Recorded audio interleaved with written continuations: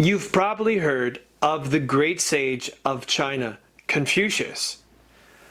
But what about the second great sage of China, Mencius?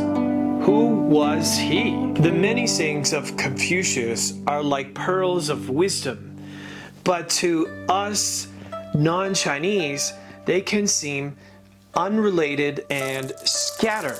And that's possibly why Confucius is so misunderstood in the West. When you read and understand Mencius, what you'll get essentially is the thread to string together all of the teachings of Confucius. Mencius unlocks Confucius for the rest of us by revealing the Confucian understanding on the nature of humanity, on our own nature. Throughout the rest of this video, I'll try to summarize the teachings of Mencius. And Mencius, like Confucius, has many famous classic sayings. I'll share with you a few of the popular ones, but this first one is a very good starting off point for understanding Mencius. A great person is one who never loses the heart of a child.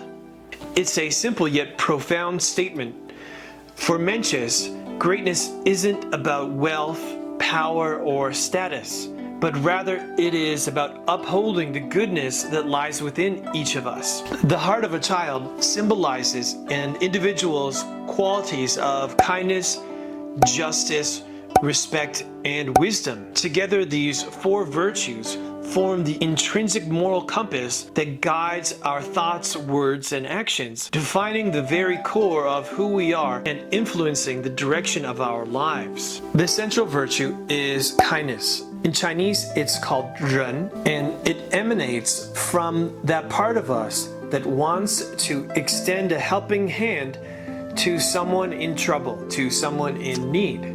Another well-known saying of Mencius reads, "Kindness has no adversary." The society that Confucius was born into was slipping into chaos. He resolved to cultivate kindness in himself and those around him. His attempt to stave off the societal collapse was valiant, but by the time Mencius was born, China was already mired in the era of the warring states.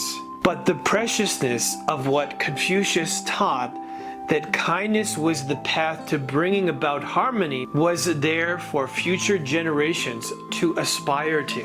The next virtue is justice. In Chinese, it's called yi, and it's about doing the right thing or the fair thing, even when it comes at the cost of personal gain. Now, according to Mencius, the development of this virtue is deeply tied to our moral sensibilities, particularly the feelings of shame and regret that arise when we compromise our integrity. Both Confucius and Mencius led by example.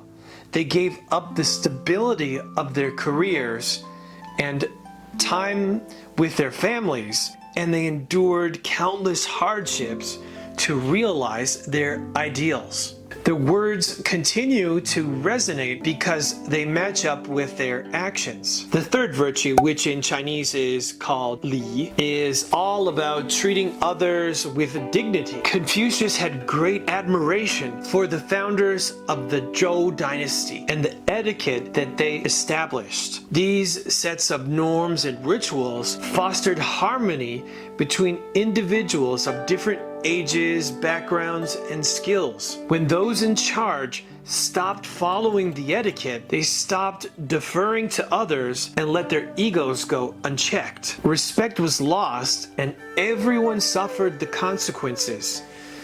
Mencius famously once said, "The virtue of justice is the path, and the virtue of respect is the gate through which the noble heart travels. The final virtue is wisdom. In Chinese, it's 智. We're born with a sense of right and wrong. We don't need to learn it. It is our conscience. We sharpen it through observing and reflecting on our actions and the actions of those around us. Archery was the sport of choice at that time in ancient China. Mencius uses it as a metaphor for self-reflection.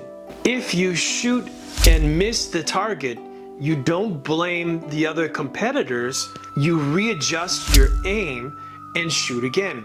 Mencius includes wisdom as one of the essential virtues because it illuminates the way for the cultivation of the other virtues. Mencius thought of these virtues as tender sprouts in a garden. Under unfavorable circumstances or negative influences, they diminish and wilt away. As Mencius once said, with just one day of sunshine followed by 10 days of freezing cold, how could it be that any crop could survive? That's why he underscores the importance of safeguarding these virtues and the need to cultivate them in the right environment. Just like Confucius, Mencius traveled to different kingdoms all over China, advising rulers on the importance of these virtues and how they lead to peace and stability in oneself and in the kingdom. In a dialogue with one of these kings, Mencius gets asked by him how he will bring profit to his kingdom. Mencius replies, "When everyone is seeking profit, trouble's inevitable." Mencius wants to make it clear that the king's power comes from the support of the people, not from his personal wealth or military might. To demonstrate to the king his capability of being a benevolent ruler, Mencius recounts a story that he had heard of the king intervening to save a crying and frightened ox from being slaughtered during a ritual. Mencius told the king that he knew he did that not to save money, but rather due to his feelings of compassion.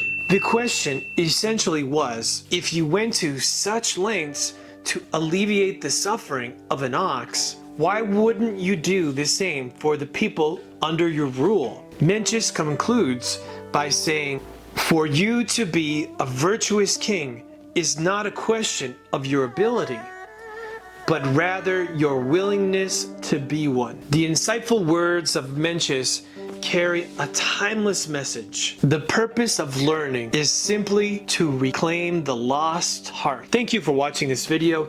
If you enjoyed it, please click like and subscribe. And remember to embrace your heart of a child and embrace the greatness within you.